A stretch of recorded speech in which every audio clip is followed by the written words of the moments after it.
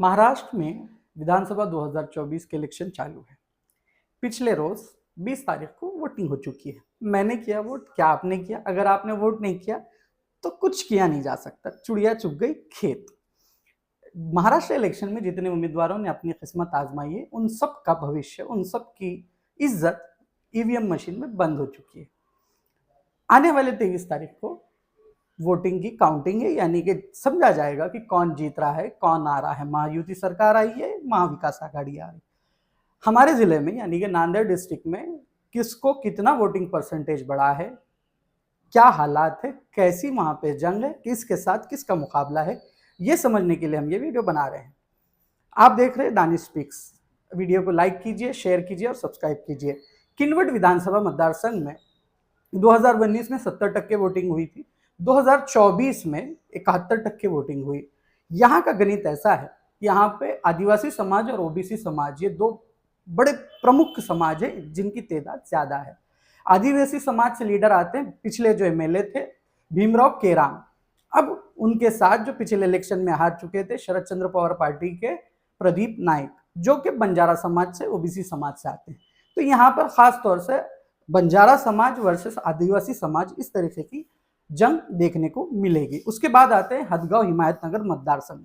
ये एक बड़ा दिलचस्प मतदार संघ है। इसमें बाबूराव कोड़ीकर, जो पहले लोकसभा का इलेक्शन लड़े थे नागेश पाटिल अष्टीकर के सामने, वो वापस अपना किस्मत आजमाने के लिए आमदारगी का इलेक्शन लड़ रहे हैं। उनके सामने हैं माधवराव पाटिल जवड़गांवकर, जो कि कांग्रेस के अभी आमदार हैं।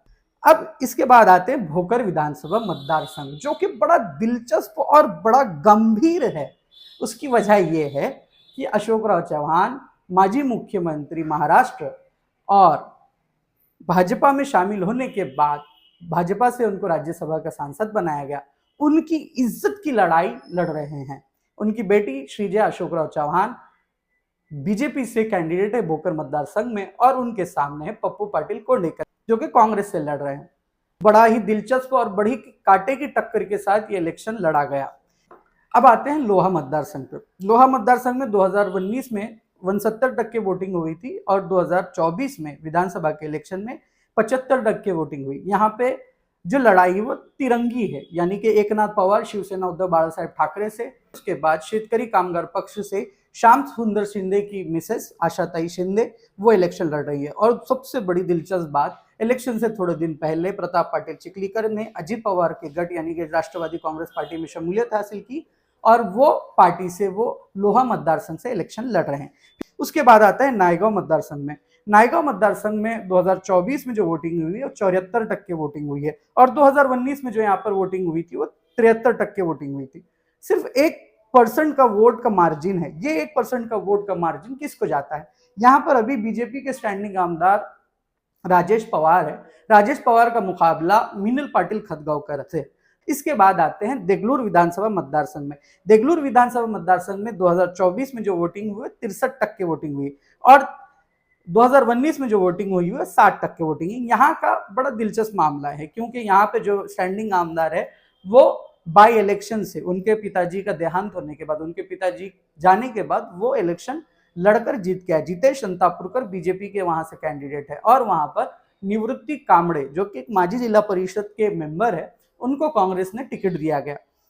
जितेश अंतापुरकर अपनी लड़ाई अशोकराव चौहान की ताकत से लड़ना चाहते थे। जितेश अंतापुरकर को सबसे ज्यादा सपोर्ट अशोकराव चौहान का था, लेकिन अशोकराव चौहान को अपने ही मतदार संघ में वक्त देने की वजह से जितेश अंतापुरकर के प्रचार को वो आ नहीं सके। तो ये देखना बड़ा दिलचस्प होगा कि जितेश अंतापुरकर क्या अपनी सीट बचा सकेंगे, क्या वो वापस वहां से चुन के आएंगे। दूसरा और एक सबसे बड़ा मतदार संघ है वो मुखेड़ है। यहाँ पर 2024 में जो वोटिंग हुई वो 70% वोटिंग हुई है, और 2019 में जो वोटिंग हुई थी वो 66% वोटिंग हुई थी। यहाँ पे जो कैलकुलेशन है वो ओबीसी वर्सेस मराठा है। वहां के जो स्टैंडिंग आमदार है वो तुषार राठौड़ भारतीय जनता पार्टी से, सेकंड टाइम वो जीत कर आए हैं। अगर आप जीतते हैं तो वो थर्ड टाइम जीत जाएंगे। तुषार राठौड़ एक ओबीसी समाज से, बंजारा समाज से आते हैं। उनका मुकाबला हेमंत पाटिल मोगरेकर, जो कि मराठा समाज से आते हैं। तो मुखेड़ मतदार संघ में डायरेक्ट ओबीसी वर्सेस मराठा ऐसी जंग देखने को मिल रही है। अब आते हैं नांदेड़ शहर की तरफ। नांदेड़ शहर में दो मतदार संघ है, नांदेड़ उत्तर और नांदेड़ दक्षिण। नांदेड़ उत्तर में सबसे ज्यादा, नांदेड़ जिले में सबसे कम वोटिंग अगर कहीं हुई तो वो नांदेड़ उत्तर में हुई। 60% वोटिंग हुई 2024 में। 2019 में 1% ज्यादा था, 61% वोटिंग हुई थी। नांदेड़ उत्तर की लड़त बहुत कांटे की है। महाविकास आघाड़ी ने यहाँ पे मैत्रीपूर्ण लड़त यानी कि फ्रेंडशिप की लड़ाई के अंदर फ्रेंडशिप में लड़ाई की है। कांग्रेस से अब्दुल सत्तार कैंडिडेट थे और उद्धव बाला साहेब ठाकरे की शिवसेना से संगीता पाटिल डक उम्मीदवारी उनको मिली थी।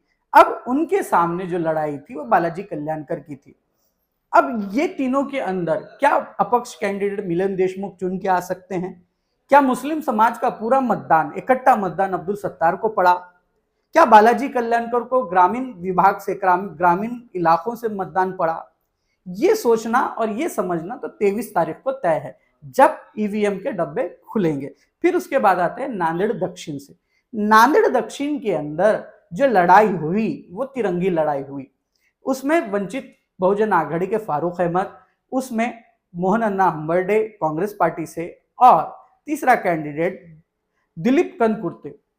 ये तीन लोगों के अंदर प्रमुख यानी कि इंपॉर्टेंट लड़ाई है। ये तीन ही कैंडिडेट थे जिनका प्रसार समझ में आ रहा था, जो लोगों तक पहुंच रहे थे। तो अब देखना यह है कि क्या मुस्लिम समाज का मतदान दक्षिण का फारूक अहमद सर को पूरा पड़ा। ये सवाल इसलिए आता है क्योंकि ऑल इंडिया मजलिस इत्तेहादुल मुस्लिमीन MIM ने अपना कैंडिडेट वहां से दी थी सैयद मोइन साहब को। तो मुस्लिम समाज का मतदान अगर फारूक अहमद सर को पूरा पड़ता है तो वंचित बहुजन आघाड़ी जो अपने दलित वोटर्स को और मुस्लिम मतदाताओं को एक जगह कर ये सीट जीतने का दावा करती है, वो पूरा होगा। अगर मुस्लिम समाज का मतदान फारूक सर को नहीं पड़ता है तो वंचित बहुजन आघाड़ी वहां से जा सकती है। अब कांग्रेस का जो वोट बेस है वो अगर वो वोट बेस मोहन अम्बर्डे के हाथ तरफ जाता है और उनको ग्रामीण इलाके की वोटिंग मिलती है तो वो जीतने के चांसेस पक्के हैं। इस तरीके से पूरा नांदेड़ का आपको हमने वोटिंग परसेंटेज के साथ किसकी लड़ाई किसके साथ है ये बताया है।